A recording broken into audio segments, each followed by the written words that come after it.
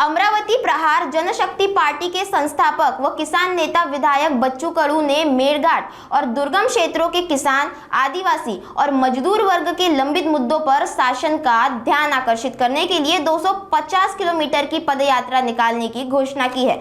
उन्होंने कहा कि यह आंदोलन नहीं बल्कि स्थानीय वास्तविकताओं का अवलोकन कर सरकार को जवाबदेह बनाने का प्रयास है। बच्चू कडू ने कर्ज माफी, रोजगार, शिक्षा, स्वास्थ्य, बिजली पानी, सड़क और मोबाइल नेटवर्क जैसी समस्याओं का हवाला देते हुए ठोस कदम उठाने की मांग की। उन्होंने वन्य जीवन संघर्ष, ग्रामीण स्वास्थ्य सुविधाओं, जलापूर्ति और शिक्षा सुधार जैसे मुद्दों पर भी सरकार से त्वरित कार्रवाई की अपील की।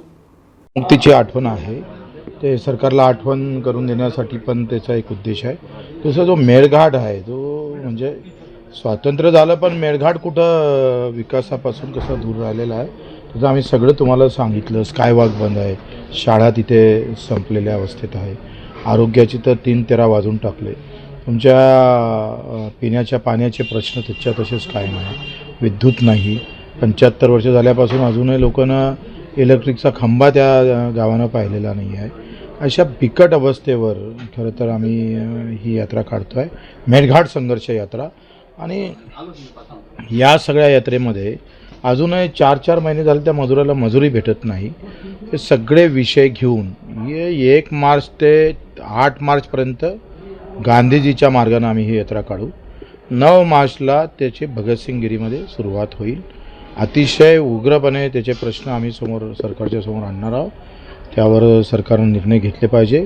आणि मेळघाटवासियांना मी आवाहन करतो का ही मेळघाटच्यातली पहिली संघर्ष यात्रा असेल। मला वाटतं हे सगळं दिशा देणारी एक यात्रा राहील। त्या मेळघाटच्या MREGS, वन विभाग आणि बांधकाम कामगार विभाग या माध्यमातून एक नवीन क्रांतीचं पाऊल टाकू शकतो। त्याचा आम्ही नकाशा प्लॅन त्यांना दिला आहे का 10 गावं मिळून 5 वर्षाचा जर टाईप प्लॅन केला पूर्णवेळ मजुरीचा तर तिथला मजूर स्थलांतरित होणार नाही। तो जर स्थलांतरित झाला नाही तर तिथलं एज्युकेशन असेल, हेल्थ असेल, या सगळ्या गोष्टीवर प्रभाव पडेल। तुम्ही शेतकऱ्यांच्या त्यांनी कर्जमाफीची सुरुवात केली, चांगली गोष्ट, मी आभार व्यक्त करतो, परंतु कोणाचं करणार आहे ते अजून सांगितलं नाही। कोणत्या तारखेपासून तर कोणत्या वर्षापर्यंत तुम्ही करणार आहे ते सरकार सांगत नाही आहे। त्याची स्पष्टता त्यांनी दिली पाहिजे। चालू कर्ज जर माफ केलं नाही, कारण देवाभाऊ नेहमी सांगायचे का दुष्काळ पडल्याशिवाय कर्ज कसं माफ करावं, दुष्काळ पडला ज्या वर्षात पडला त्याच वर्षातलं देवाभाऊ तुम्हाला कर्ज माफ करावं लागेल, कारण ही तुमचीच भाषा होती। आणि सगळ्यात कमी हमी भाव भेटणारं वर्ष म्हणजे हे वर्ष ठरलेलं आहे। त्यानं चालू वर्षातला कर्जदारसुद्धा थकबाकीमध्ये कर्जमुक्तीमध्ये घेतला पाहिजे। हो, या संदर्भात शासनाने काही योजना आयोग पण स्थापित केले आहे। महाराष्ट्र कृषी आयोग जसं झालं, गोसेवा झालं आणि कृषी यांत्रिकीकरण पण आपण कृषी मूल्य आयोग फार जुना आहे, तो काही आता स्थापन केला नाही।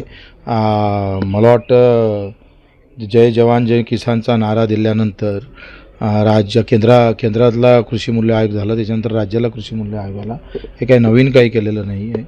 आयोग निर्माण करून चालत नाही, आयोगाला चालना देणाऱ्या व्यवस्था केला पाहिजे। तुम्ही कृषी मूल्य आयोग झाला पण हमी भाव भेटला का? MSP भेटतं तुम्हाला? 20% तर खरेदी केली नाही सोयाबीनची। आजही कापसाच्या खरेदी केंद्र बंद आहे, कोणी बोलायला तयार नाही। कापूस 1000, 2000, 1500 खाली गेला, यावर कुठे काही बोलायलाच तयार नाही। आणि मग हे सगळं आठवण करून देतो आम्ही त्यांना यात्रेच्या वेळी। त्यांनी जर ते माफ केलं नाही तर 1 जुलैला आम्ही यायच्या ह्या सगळ्या टेक्निक वापरणार आहोत आणि रेल्वे बंद करू, चाक धावू देणार नाही 1 जुलैला। डिसेंबरमध्ये शेतकऱ्यांनी मेळघाटातील काही शेतकऱ्यांनी 200 किलोमीटर पदयात्रा करून अधिवेशनावर मोर्चासुद्धा काढला होता, त्यांच्या पण मागण्या त्यांच्या मागण्या मला माहीत नव्हत्या। आता आपण ह्या सगळ्या मागण्या घेऊन त्यांनी पण सहभागी व्हावं। हो, एकंदरीत पाहिलं तर आपण मेळघाटातील आदिवासींच्यासाठी धावत आहात, परंतु त्यांच्या विद्यार्थ्यांना 10वी 12वीचे पेपर सुरू आहे, परंतु अद्यापही शासनाकडून पुस्तक वाटप झाले नाही आणि 100% रिझल्ट लागतं। कसं पाहता याकडे? रिझल्ट लावासाठीच त्यांनी ते कायमचं अज्ञान राहावं याच्यासाठी सरकार व्यवस्था केलेली आहे। 1 ते 10 पर्यंत पास करा आणि 10वीला कॉप्या पुरवा, 12वीला कॉप्या पुरवा, पास करा आणि त्याला मूर्ख ठेवा म्हणजे संपला विषय।